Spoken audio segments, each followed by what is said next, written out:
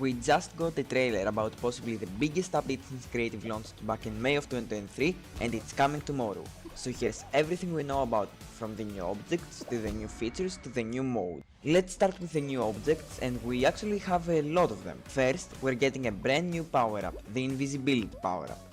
This comes from a teaser we got earlier this week showing this transparent looking bean face, and the trailer shows it in action. It looks pretty similar to modes like Sweet Thieves and Treat Thieves. I'm really curious to see how people are gonna use this power up in their rounds. However, it's not the only power up we're getting. Party Crusher is a stomping ground inspired power up where once you grab it, you can release this little boy over here, and once you release it, it has two different modes as I'll call them. The first mode is simple, it goes in a straight line until its timer runs out and it explodes. And the second and arguably most chaotic mode is the lock-on mode. When a player is fairly close to the rhino actually locks onto that player and it explodes right next to them, which is so funny, and I can't wait to continuously get bullied by one, that's gonna be fun. This power up is something that definitely fits in with survival, and it has a lot of great possibility. And you know what definitely fits in with survival? Blast balls. After patiently waiting for almost a year to get them, we're getting them.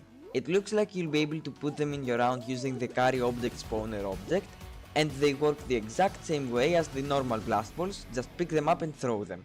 It will definitely be interesting to see what kind of maps people will create with these, since there's lots of possibilities and I can't wait to use them in my future rounds as well. But there is something else that I will definitely use in my future rounds, and that is, wait for it, Hexagon Ties. Fall Guys really did take their sweet time with this object, but now that we're getting it, it actually is really well thought out. You can place them wherever you want, and you can also change some of its parameters, like if you want them to respawn after a certain amount of time and how long it takes for them to do that. We got a couple of more objects, but because they're mostly relevant to survival, I'm just gonna mention them when we get to that. Now let's talk about some new features coming in this update. These are entirely based on official information, so let's get into them. There's not a lot of new features, but the three that are coming are pretty useful. The first one is creative liking and disliking. This is mentioned in the blog post about the update, and you can use it to let map creators know how popular and liked their maps are. Think of it kind of like YouTube likes and dislikes and Reddit upvotes.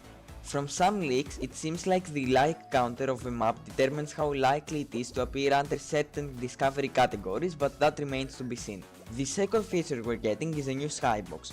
From the looks of it, it appears to be the carnival background from Season 6, which is one of my favorite themes in the entire game, so I'm not gonna complain about that. We're getting new skyboxes basically every update, so it is a trend we can expect to see going forwards. The only missing skyboxes right now are Jungle from Season 5, Stadium from Season 1 Free For All, and Ocean from Season 3 Sunken Secret. And the last feature, or more of an improvement, is load time improvements. There is not really any evidence to back this up, but the fact that it is in the roadmap and it's something that's honestly pretty simple to do, I would expect to see it in this coming update. I don't personally think the difference is gonna be that noticeable, but even if it's a 10% improvement, that is still significant for a game that has a lot of waiting between rounds. And that was it for the new features. Again, not a lot of stuff to talk about here, but it's fine, because this update is already a special one. Let's talk about what everyone has been talking about, survival.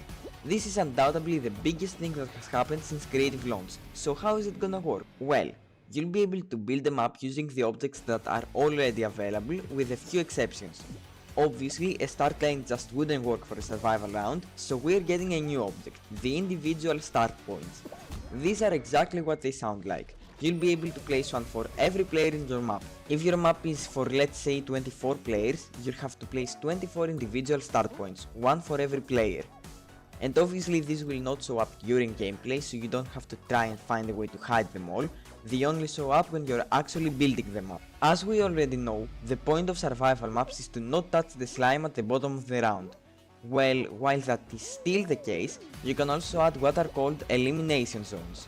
From the very small sneak peek we got from the trailer, these look like slime blocks, which looks the exact same as the survival slime, and you can place them wherever you want in your round, and as soon as the player touches them, well, back to the lobby they go. This can be very interesting for parkour maps, like having to jump over the slime very carefully not to touch it. Elimination zones are both in survival and race, where you can use them to make beans respawn to the last checkpoint they've gotten. We don't know if the individual start points can be placed in race rounds, but maybe they can. There are also a few bug fixes, but not as many as in other updates. You can read them here if you want. Most of them are UI bug fixes, so they don't really affect the gameplay that much. I realize this is a lot to take in, so just be patient, and in a few hours you'll be able to experience everything I'm talking about and understand more of how everything works. This is one of the biggest changes the game has received, and I can't wait to try it either, but it's finally becoming a reality.